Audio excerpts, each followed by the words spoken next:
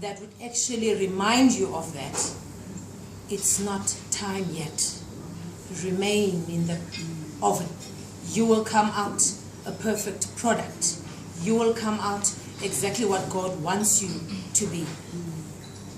I never knew that I would write a book one day, but I always knew that I'm an ambitious individual who sometimes do not even have the resources to actually put the actual product in action. But God made sure that He brings people around to assist you in running that. And as I stand here, I remember I walked into MSc College and Belinda Adam was the principal at the time. I'm blessed she's here today.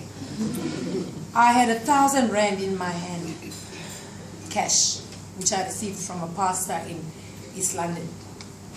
I left my Dasi's house and she said, go with God's peace, He shall make a way.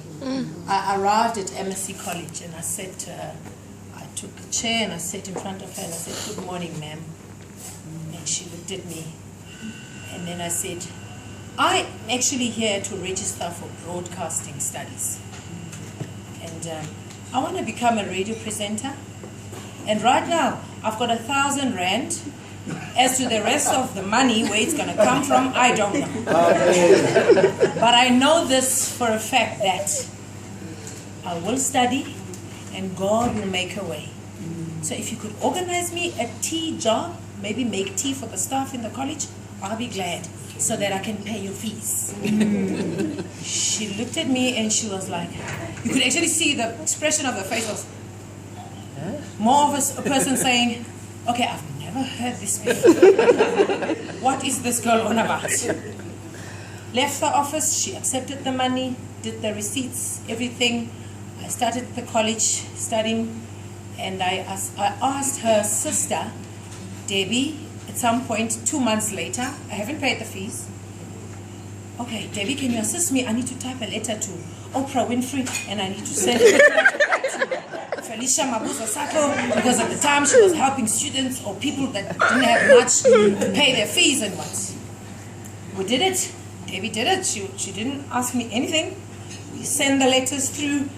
Never received any response, by the way. On the 4th month, which was April, I was down in the corridor, frustrated and miserable, feeling, you know what, God, you are actually not listening to me. I haven't paid my fees. I only paid 1,000 rand and it's April. What if these people are telling me to go? My performance at the time, I'm busy collecting 100% pass. Amen. Yeah. Hence, she couldn't tell me to go home. Because going home was not an option. Stood there and Roland Gasper came up. He was, oh, hi, how are you? I'm fine, and how are you? And I'm thinking, okay, this guy, what now? And then he asked me, how are your studies going? Oh, he even knows that I'm studying here. Well, very well, thank you. Just before I was about to tell him that, listen, I'm actually looking for a job. You don't even know him. His cell phone rang, so he answered his phone, and then I couldn't talk with him further. I went into the classroom, and apparently Belinda observed us from this window that was in the corridor.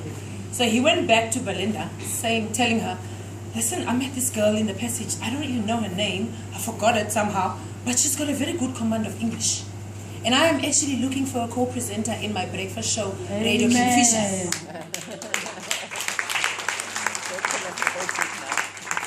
I'm trying to show you this chess game that God has been playing, you know? And then after class, I had a computer class that day. I remember as if it was yesterday.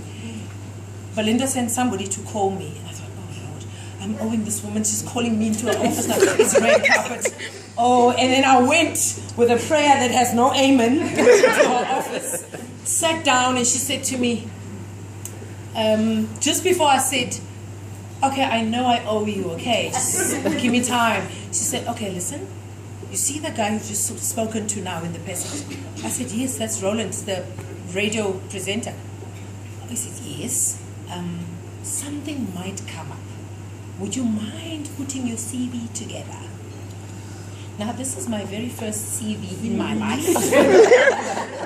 CV. Okay. And then she said, don't worry, I'll assist you with the format, and then we'll take it from there. Okay, good. So we did the CV, typed it, put it together.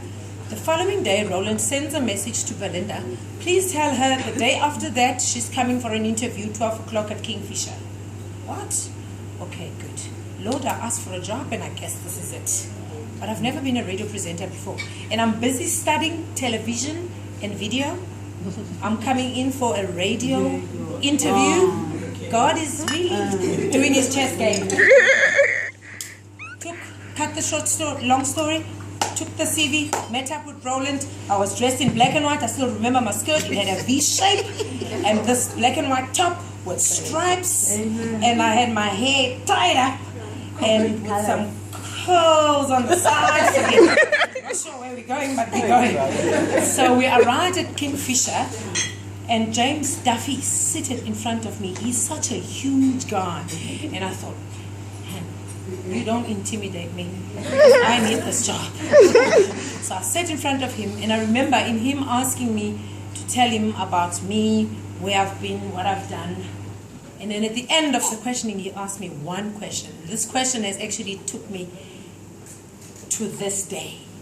He asked me, why do you want to be a radio presenter? Why? I fixed myself as I was sitting there. I said, now my late father, my late spiritual father, Pastor Jasi, her husband, used to say, Lungi, when you meet someone, it's chest in, stomach in, chest out, walk tall. Amen. So I did that whole thing in that seat. As I was seated, I said, stomach in, chest out, raise my chin, and I'm looking at you. I'm going to answer you. And I said this to him. All I am asking is 1 minute on air to influence 1,000. That's all. He looked at me again and he said, what did you just say? I said, I will repeat it. All I'm asking is 1 minute on air to influence 1,000. That's all I'm asking. And he said to me, can you be here tomorrow morning 6 o'clock because you'll be reading the news bulletin? And I said, with pleasure, sir. I got up from that chair.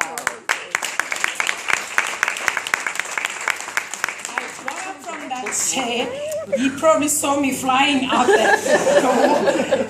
And Roland was downstairs, and I said to him, amazing grace has it been. You had to be in my way at MSC College to be here today. Well, Buti, that's what I used to call him. Buti, we're doing the news tomorrow morning, 6 o'clock. Then he decided, okay, let's go to Green Acres because you need a cell phone. You don't even have a cell phone. And that was my very first cell phone. So the cell phone was a Siemens, blue in color, dark blue, navish almost.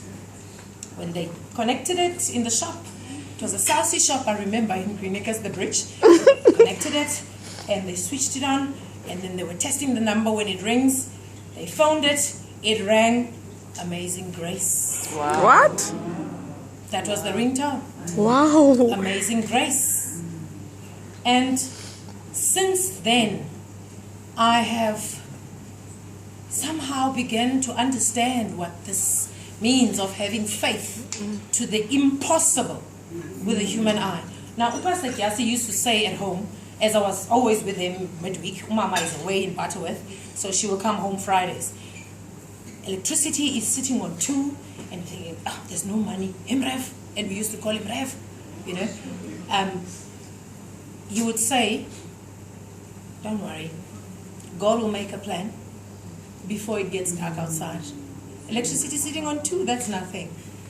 And somehow a couple of hours later, you will see someone walking into the house. Hey, Rev, it's been a long time, man. I've been missing you. Buy some cool drink for the kids. Provision. Provision, provision, provision. She doesn't know. That is what I have literally sucked out of him. And when I landed in Port Elizabeth,